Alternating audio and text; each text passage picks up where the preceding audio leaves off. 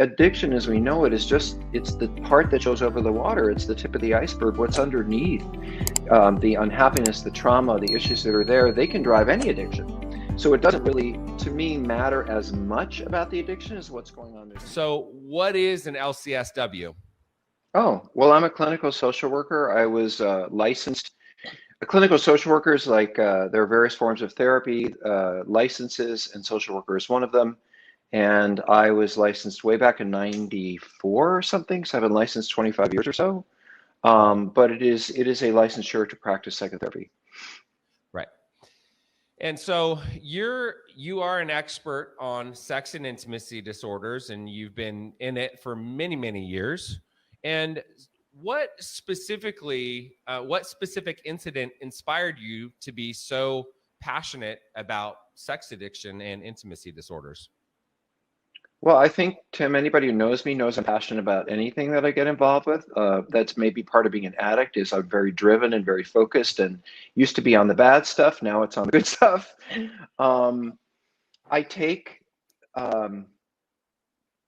I went through my own recovery in sex addiction. I am still a recovering sex addict. I entered the program in 1985, December 10th. And then related to that, I went and got my license in 95 or early 90s. So that's when I got started. And actually what made me enter the field, to be honest with you, was HIV/AIDS, because I had, in my addiction, had sex with enough people to populate China. But I didn't get HIV/AIDS during the period when everyone else was. And I thought, you know, like we have a bit of a spiritual awakening, like maybe I'm here for some reason. And I knew there were people who were getting caught up in sexual behavior because of addiction that was ending up with them dying of HIV/AIDS. So I really wanted to help them because I had been able to stop my behavior, and I wanted to help other people stop theirs. That's how I got here. Well, and why do you think you were able to stop? I think that any person who wants to stop an addiction doesn't stop because they want to not do what they're doing. I wanted to stop because there was something I wanted more. And I think that's, you know, on one side we say the pain of addiction. When the pain of addiction is worse than the pain of recovery, you recover. But I think for me also, it was like when I can see people getting things that I would really like to have that are healthy in life, and I can't get them because of my addiction, then that maybe address it. And what I wanted was a loving, healthy, committed home and relationship. And I wasn't going to have that as an active sex addict. You know, that brings up a good point, which is, in my experience, is people that are focused on stopping. Like if you're focused on stopping the drinking, stopping the drugs, stopping the sexual compulsivity, if you're focused on stopping, it doesn't work. But if you're focused on the new life and what you want, that's when it works.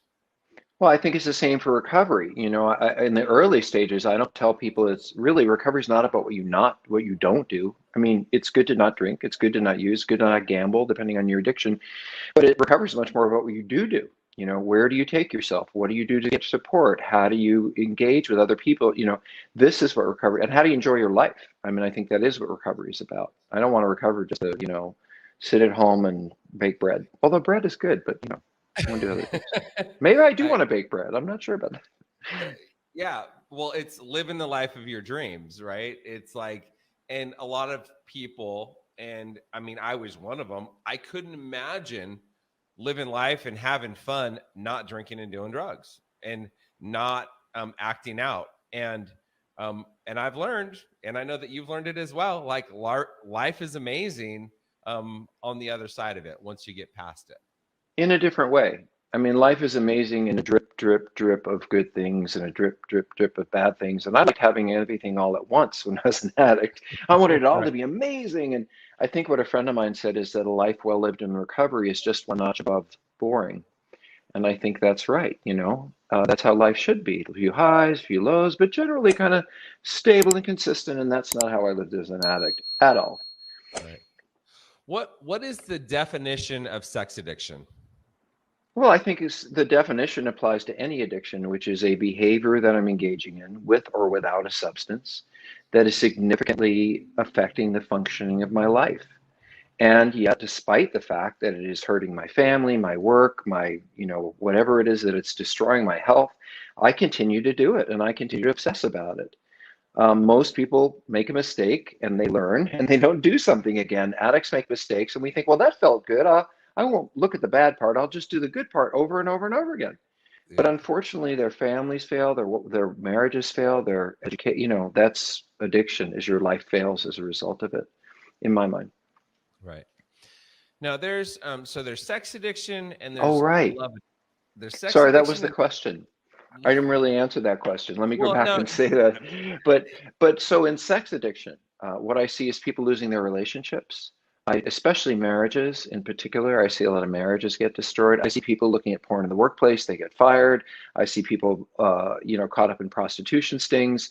And so when sexual behavior or relationship with porn is causing significantly negative problems in life, and the behavior doesn't change, it's an addiction like any other addiction. right. And there's a lot of people out there that they look at porn. It's like, what's the problem with looking at porn? Is that a question? That's a I question. don't think it's a problem. I think lots of people look at porn. I don't have a problem with people drinking. I think having a Right. glass of wine or even getting drunk on New Year's is fine. It's just if you have certain emotional vulnerabilities, then you're not going to be able to do casual, pleasurable things in the same way as healthy people. Addicts grab onto. To get a free copy of the 12-step guide that I created for you, click on the link in the description below. To intensely arousing, distracting, and stimulating behaviors for different reasons than healthy people do. I turn to Right. compulsive sexual behavior not to have a good time having sex, but to escape a really difficult emotional life. Right. So I think addictions often have a secondary gain, if you will, which is other people drink to be social. An alcoholic drinks just to feel okay. That's a Right. big difference. It's the solution. Yeah. Okay, so now you have the sex addiction and you have the love addiction. What's the difference between sex and because what's the difference between sex and love addiction? Well, I think love addiction is graduate school for sex addicts. So sex addicts, we objectify body parts.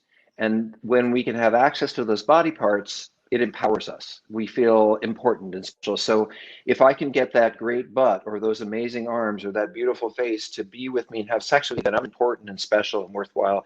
Somehow we validate ourselves in a way that's empty through that kind of behavior.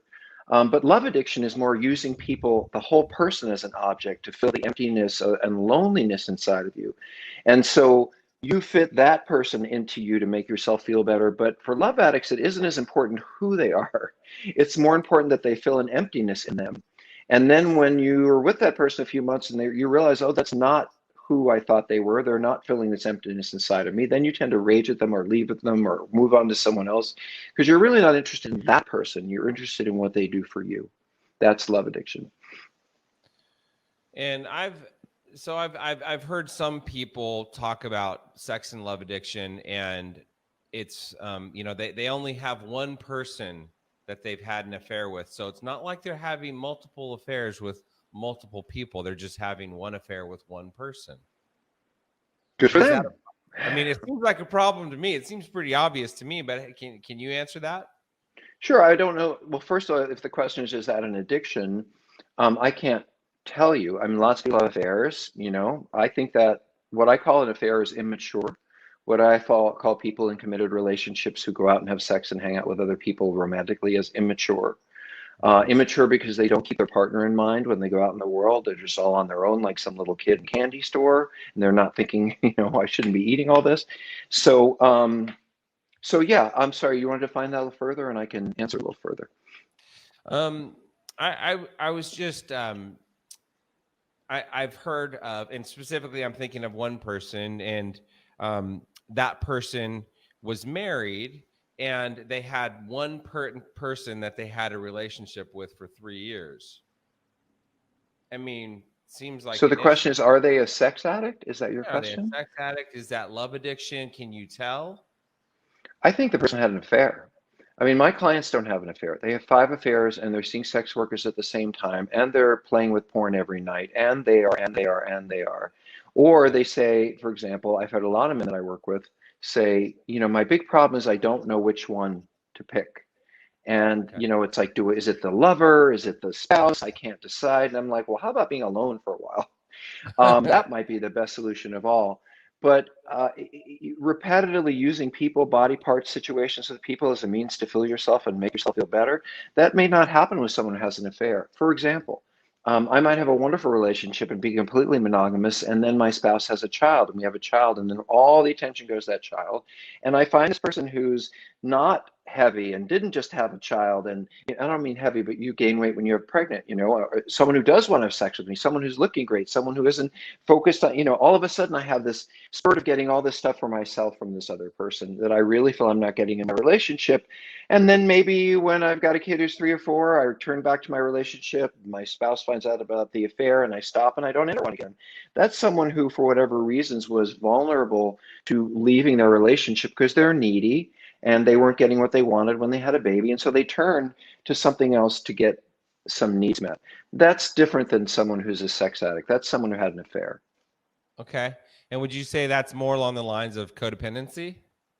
Well, I don't believe in codependency. I don't think it exists. And I actually think it's an incredibly pejorative, negative form of, I don't know, whatever it is. It's not real therapy that I think needs to be eliminated. So I wrote a book called Prodependence because I think that partners of spouses, people who love addicts should not be picked apart when they walk into treatment. They shouldn't be asked what's wrong with them and what your childhood and blah, blah, blah. I think people who finally get that finally love an addict and get them into treatment, I think we should celebrate them and say what a great job you did hanging out with that person, how amazing it was you stuck by them, how difficult they were, and how great love is. And I think partners and spouses and family members need to be validated for having done everything to hang out with that addict. So the idea of evaluating the mental health of or psychological health of a partner or spouse of an addict just because they're with a partner or spouse of an addict, I think is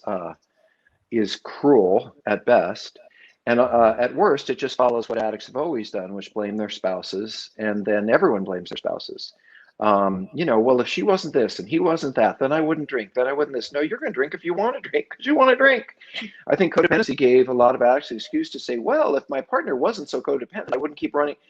You drink because you want to, So, and we've always blamed spouses in a whole variety of ways over the years. So I've opened up a completely different avenue, a 180-degree turn on codependency, and there isn't going to be any going back, I don't think.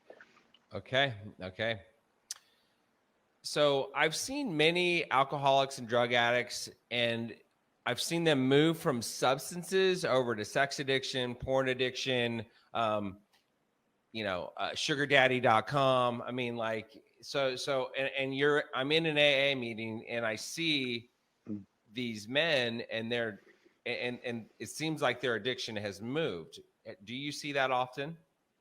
Well, I can't judge, what any individual is doing, but I do know addiction is a game of whack-a-mole, and you hit the food thing and then someone starts gambling. You hit the gambling thing and then they're getting high every day. And, addiction as we know it is it's the part that shows over the water. It's the tip of the iceberg. What's underneath, the unhappiness, the trauma, the issues that are there, they can drive any addiction. So it doesn't really, to me, matter as much about the addiction as what's going on underneath, even though we need to stop the addiction.